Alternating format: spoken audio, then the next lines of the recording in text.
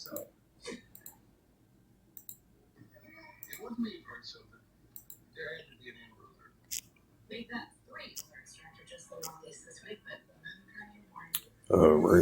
Shalom. First and foremost, I'd like to give all praises and glory and honor to Yahweh Bahashem, Yahweh Shai Bahashem, Wakakadash, Barakatham, to the elders and apostles, Wa'akim Akwaf, and I say Shalom. And this is a prophecy update as of November the 23rd, 2025, on this Sunday night. It says, this is from Huffington Post, Ukraine peace plan darkens the move across a war-torn nation. Right, because we've been seeing the Russia-Ukraine situation been intensifying while, the Western countries and this current administration here in the United States trying to push forth a peace deal between Russia and Ukraine. So we're going to see how that plays out. But in the meantime, we've definitely been seeing Russia-Ukraine situation heating up. And that goes into that Matthew 24th chapter of wars and rumors of wars that's heating up. And for the past, I would say, month and a half, tensions been heating up between, the borders of Pakistan, throughout that region. And this was a news article from CBS News, updated November 24th, 2025 at 12:07 a.m. Eastern Standard Time from the Associated Press. It reads, it says, Pakistan, at least 3 were unalive at a security force headquarters. It says 2 persons attacked the headquarters and security forces in northwest Pakistan on Monday morning, unaliving 3 officers, police, and rescue officials say. The attack took place in Pasawar, the capital of Khyber Pakhtunkhwa, if I pronounced that right, province bordering of Afghanistan. Right, because we've been seeing, border tensions between the borders of Pakistan and Afghanistan with these, different proxy groups that have taken place for a month and a half now. And it says the city police chief, Saeed Ahmad, it says the one attacker detonated his explosives at the main gate. It says of the provincial headquarters of the federal constabulary, while the second bomber was unalive and killed by officials near the parking area. It says a shift in response by the security forces prevented more casualties, and the situation was quickly brought under control. No group responsible for the attacks. However, Pakistan Taliban, also known as the Tehrik-e-Taliban Pakistan, has been blaming for similar previous assaults in the country, which has witnessed a surge in militant attacks. It says the attacks have screamed between Islamabad and Afghan Taliban government, which Pakistan accused Pakistani's Taliban of operating freely inside Afghanistan since the Taliban takeover in 2021. What's that? Luke 21 and verse 25.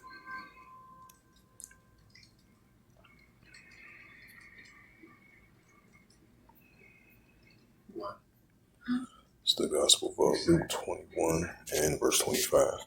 It says, there shall be signs in the sun and the moon and the stars upon the earth, disgrace of nations, for perplexity, reservoir. Right, as we're seeing, the seditions among the nations, the uprising, uptick, and all these signs that Yahushua spoke about, showing, the signs in the sun and the moon, and upon the earth, disgrace of nations, for perplexity, reservoir, which we're seeing that increasingly. It's the book of Matthew, the 24th chapter. This is a Gospel of Matthew 24 and verse 6. And ye shall hear of wars and rumors of wars. Right, tensions are heating up between the borders of Afghan and Pakistan, and between the borders of India and Pakistan as well too. With these proxy groups clash against one another, border disputes. It says it's like over there in Sudan, same thing, border disputes between Sudan and South Sudan, and over there in Myanmar as well too, in different places around the world taking place. It says you should hear wars and rumors of wars, right? Russia versus Ukraine, despite the fact they're trying to push a peace deal between both sides. Tensions heating up over there in the Middle East on a daily basis, and different nuclear escalations tensions are heating up between the nations on a daily basis as well too. That goes right along with the wars and rumors of wars. It says you should hear wars and rumors of wars. See that you be not trouble for all these things must first come to pass, but it's not yet. Right, so it's going to come to pass, not going to end just yet. Matthew 24 verse 7, for nation shall rise against nation, which goes into F notes, and kingdom against kingdom, and there shall be famines and pestilence and earthquakes in diverse places. So we're going to see the uptake of pestilence and earthquakes, and nation against nation, kingdom against kingdom, and increasing famines. Certainly nice of you to offer. You've got no one else. I don't understand how a guy like Jerome would end up homeless. Some young people enlist to escape a bad home life or neighborhood. They get some structure, some discipline, only to be discharged and come back to a blend of those things. Same bad home life. It's the book of St. Mark. And for some of them, it's compounded by the emotional and physical wounds. It's the book of St. Mark, chapter 3, verse 23. It says, and he called them unto them, and saying a parable, how can Satan cast out Satan? So this is Yahushua spoke this in parable in his times. It's being related unto these times as well too. St. Mark chapter 3 verse 24, and if a kingdom be divided except the kingdom cannot stand. Right, we're seeing that on a daily basis of these modern day kingdoms being divided. St. Mark chapter 3 verse 25, and if a house be divided except the house cannot stand. Right, we're seeing modern day houses being divided among the nations on a daily basis. St. Mark chapter 3 verse 26, and if Satan casts out Satan, if Satan rises up against himself and be divided to sin, and it says if Satan rises up Satan against himself and be divided himself, which we cannot stand to have an end, rightness with sin.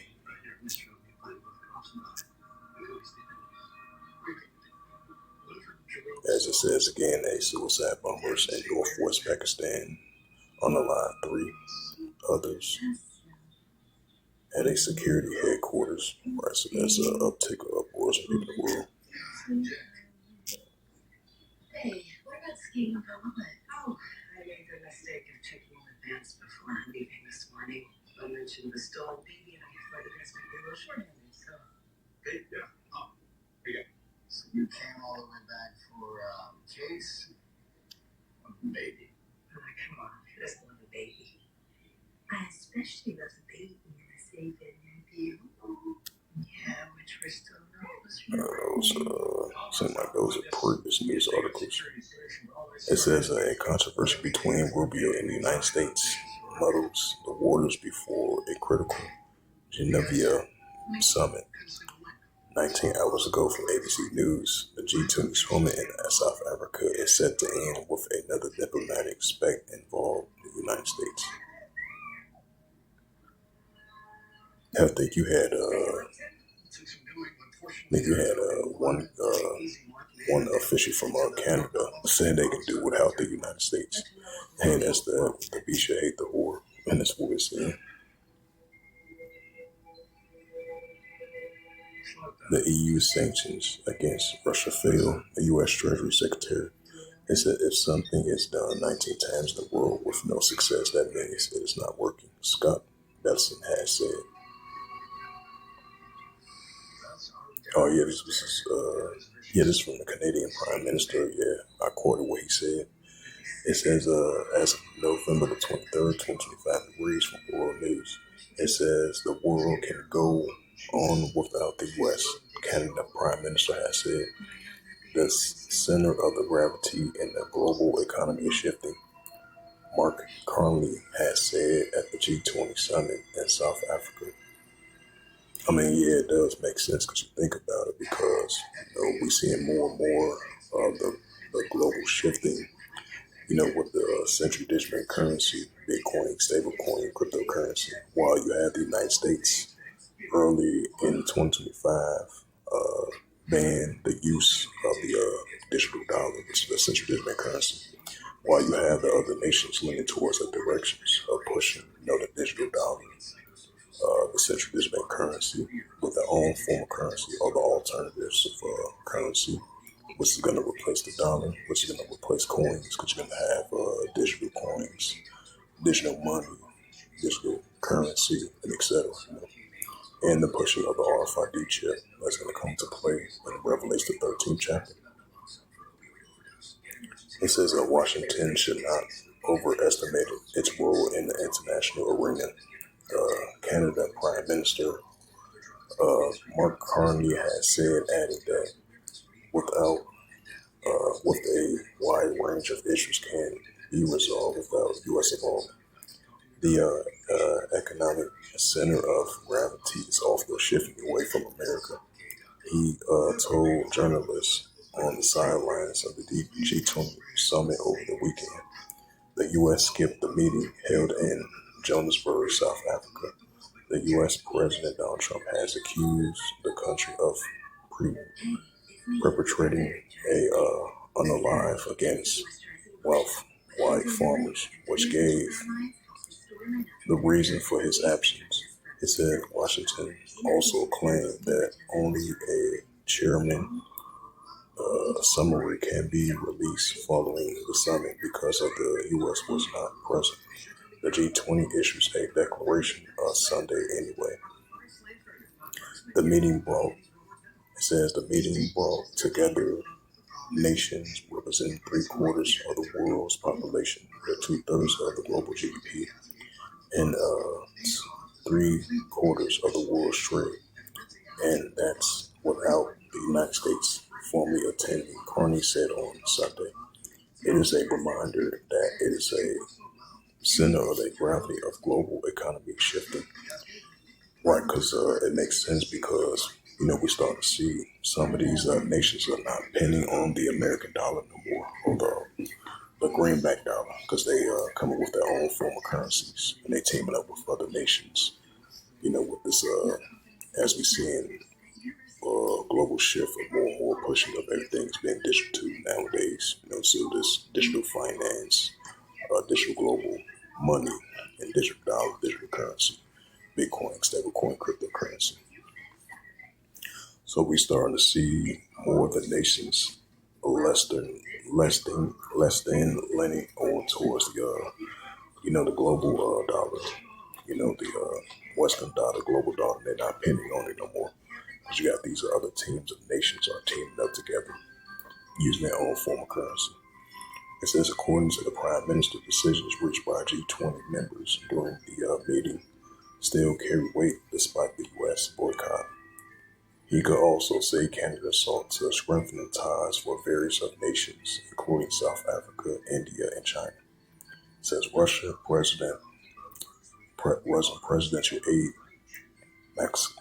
Maxim Orshkin led the Moscow delegations at the summit and hailed as a success, adding that this team has a lot of constructive communications with a foreign nations and even received some proposals on economical cooperations and their joint projects from unfriendly ones. South African President stated ahead of the summit. It says G20 is moving forward and will not be bullied. Adds that the U.S. decision to boycott meeting was their loss. It said it was their loss. Hey, Thawadi Habashim Shah. Hey, so we seeing the nations are not leaning towards the nations are not leaning towards Babylon no more, because the beast should hate the whore. And that's what we're seeing at the Wadi Habashim Shah. Is that Jeremiah the 51st chapter? Yep, this is the book of Jeremiah. Yep, Jeremiah 51 verse 7. Babylon has been a golden cup in Yahweh's hand, and they all the earth drunken. The nations have drunken with wine, therefore the nations are mad. Right, for therefore the nations are mad, and the nations are not penning on or her no more. The Wadi Abashim Shah. Jeremiah 51 verse 8, it says, Babylon suddenly fall and destroyed, how for a take off her pain that showed that she may be healed, right as no healing for bound today, Babylon great. Jeremiah 51 verse 9, we would have healed Babylon, but she is not healed, forsaking her, let us go every one to his own country, for her judgments reach the heavens, and it's lifted up to the skies.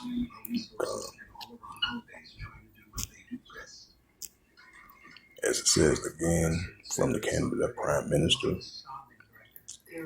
as they wrapped up the G20 summit meeting that they had down in South Africa. Yep, as it says again, the world can go without the U.S. Canada Prime Minister has said. It says the center of gravity in the global economy is shifting. Mark Carney has said at the G20 summit in South Africa.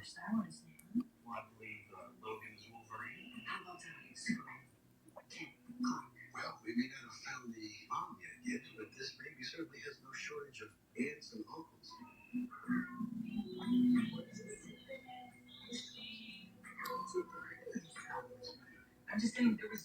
So with that, hopefully this sit-down lesson was edifying of the prophecy updates as of November the 23rd, 2025 on this Sunday night. So with that, I'd like to give all praises and glory and honor to Yahweh Bahashem, Yahweh Shai Bahashem, Akokadosh, and the Heavenly Father, true name is Yahweh, and His only begotten Son, Bahashem, in the name of Hamashiach, Yahweh Shai. Those are the true names in the ancient Paleo Hebrew, the Lashon Kodesh, the Holy Tongue. And I say Barakatham to the elders and the apostles, Wa'akim Wa'akwaf. Until next time, I would say Shalom. No, you're right. I get weird.